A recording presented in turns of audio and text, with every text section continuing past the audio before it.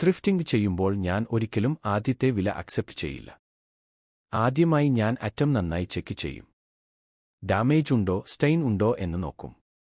അതിനുശേഷം ഞാൻ സൗമ്യമായി ചോദിക്കും, ഇതിൽ കുറച്ച് കുറയ്ക്കാൻ പറ്റുമോ? സെല്ലർ കുറയ്ക്കുന്നില്ലെങ്കിൽ ഞാൻ പറയും, എനിക്ക് ഇത് വളരെ ഇഷ്ടമാണ്, പക്ഷേ ബഡ്ജറ്റ് കൂടുതലാണ്.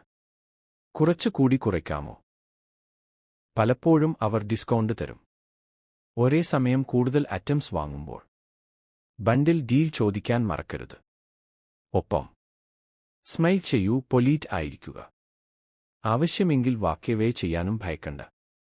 പലപ്പോഴും അവർ തന്നെ വിളിച്ച് ഡീൽ കൊടുക്കും. ഇതാണ് ഞാൻ ത്രിഫ്റ്റിംഗ് എല്ലായ്പ്പോഴും മണി സേവ് ചെയ്യുന്നത്. ഇനി നിങ്ങൾക്കായി കുറച്ചു ടിപ്സ് പറഞ്ഞു തരാം. ത്രിഫ്റ്റിംഗ് ചെയ്യുമ്പോൾ 50% വരെ വില കുറയ്ക്കാൻ പറ്റുമെന്ന് അറിയാമോ? ആദ്യത്തെ റൂൾ, ഒരിക്കലും ഫസ്റ്റ് പ്രൈസ് അക്സെപ്റ്റ് ചെയ്യരുത്. ആദ്യം ഐറ്റം നന്നായി ചെക്ക് ചെയ്യൂ. ഡാമേജ്, സ്റ്റെയിൻ എന്തെങ്കിലും ഉണ്ടെങ്കിൽ അത് പോയിന്റ് ഔട്ട് ചെയ്യൂ. പിന്നെ സൗമ്യമായി ചോദിക്കൂ, ഇതിൽ കുറച്ച് കുറയ്ക്കാൻ പറ്റുമോ? സെല്ലർ ഹെസിറ്റേറ്റ് ചെയ്താൽ, എനിക്ക് ഇത് ഇഷ്ടമാണ്, പക്ഷേ ബഡ്ജറ്റ് കൂടുതൽ, ബെറ്റർ പ്രൈസ് തരാമോ എന്ന് ചോദിക്കൂ. പ്രൊ-ടിപ്പ്, ഒരേ സമയം 2-3 ഐറ്റംസ് എടുത്ത് ബണ്ടിൽ ഡീൽ ചോദിച്ചാൽ കൂടുതൽ ഡിസ്കൗണ്ട് കിട്ടും. ഒരു സീക്രട്ട്, നിങ്ങൾ വേണ്ട എന്ന് പറഞ്ഞു വാക്ക് എവേ ചെയ്യാൻ തുടങ്ങിയാൽ പലപ്പോഴും സെല്ലർ തന്നെ വിളിച്ച് ബെറ്റർ ഓഫർ നൽകും.